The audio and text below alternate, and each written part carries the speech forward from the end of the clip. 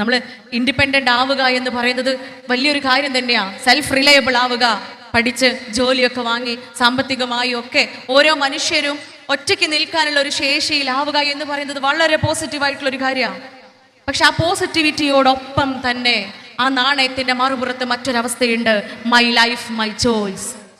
വ്യക്തിവാദത്തിലേക്ക് നമ്മൾ എത്തുകയാണ്. ഇതെന്താ ഈ വ്യക്തിവാദം എന്താ പറയുന്നതെന്നറിയോ? ഈയിടെ നിങ്ങളൊക്കെ ശ്രദ്ധിച്ചു കാണും, ടിവിയിലെ ഒരു ഇന്റർവ്യൂ ഉണ്ടായിരുന്നു. ഒരു യുക്തിവാദിയുടെ ഇന്റർവ്യൂ ആണ്.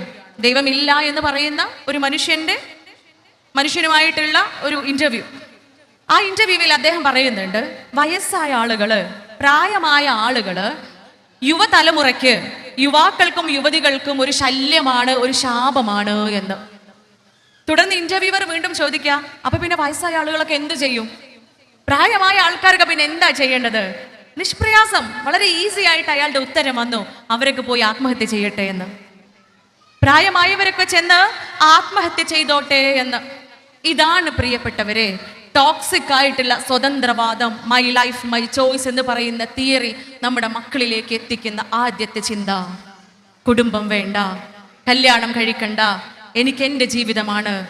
ആണിനെ കല്യാണം കഴിക്കാം, പെണ്ണിനെ കല്യാണം കഴിക്കാം, ആണിനെയോ പെണ്ണിനെയോ കല്യാണം കഴിക്കാം, കല്യാണം കഴിക്കാതെ ഒരുമിച്ച് ജീവിക്കാം, ആരുമായി എപ്പോഴും എവിടെ വെച്ചും എങ്ങനെയും ഏതു തരത്തിലുള്ള ബന്ധത്തിലേക്കും പോവാം.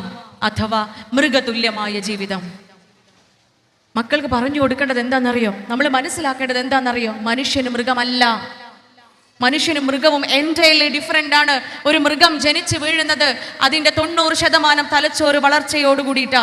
ബാക്കി 10% അമ്മയോടൊപ്പം നടക്കുന്ന, അമ്മയോട് ചേർന്ന് നടക്കുന്ന ദിവസങ്ങളിൽ പൂർത്തിയാകും. അതോടുകൂടി അത് സ്വതന്ത്രമാവുകയാണ്. പക്ഷെ മനുഷ്യൻ അങ്ങനെയല്ല. 10% മാത്രം തലച്ചോറുമായി ജനിക്കുന്നവനാ മനുഷ്യൻ. ബാക്കി 90% വളരുന്നത് തൻ്റെ ചുറ്റുപാടിനനുസരിച്ചാണ്. താൻ കേൾക്കുകയും കാണുകയും അനുഭവിക്കുകയും അറിയുകയും ചെയ്യുന്ന കാര്യങ്ങളുടെ അടിസ്ഥാനത്തിലാണ്. നമുക്കറിയാം, കുറച്ച് വർഷങ്ങൾക്ക് മുൻപേ നോർത്ത് ഇന്ത്യയിലെ ഒരു സൂയിൽ വെച്ചിട്ട്, ഒരു വന്യജീവി സങ്കേതത്തിൽ വെച്ചിട്ട് ഒരു കുട്ടിയെ കിട്ടുകയാണ്. കുരങ്ങന്മാർ വളർത്തിയതായിരുന്നു ആ കുട്ടിയെ. മനുഷ്യരൂപം മാത്രമുള്ള 8 വയസ്സായ ഒരു പെൺകുട്ടി. ആ കുട്ടിയുടെ എല്ലാ ചേഷ്ടകളും എല്ലാ രീതികളും ഈ കുരങ്ങിനെ പോലെയാണ്. ഈ കുരങ്ങിനെ പോലെ ചെയ്തുകൊണ്ടിരിക്കുന്ന ഒരു കുഞ്ഞ്. എന്തുകൊണ്ടാ? ആ കുഞ്ഞിനെ വളർത്തിയത് കുരങ്ങന്മാരാ. നമ്മളൊക്കെ വീട്ടിൽ പലതരത്തിലുള്ള ആനിമൽസ് ഉണ്ട്. വീട്ടിൽ വളർത്തുന്ന നമ്മുടെ പൂച്ച ഇതുവരെ ഉമ്മ ഉപ്പ വിശക്കണമെന്ന് പറഞ്ഞിട്ടില്ല.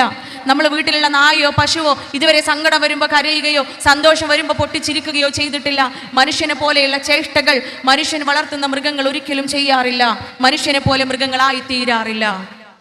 അത് തന്നെയാണ് ഏറ്റവും വലിയ പ്രത്യേകത.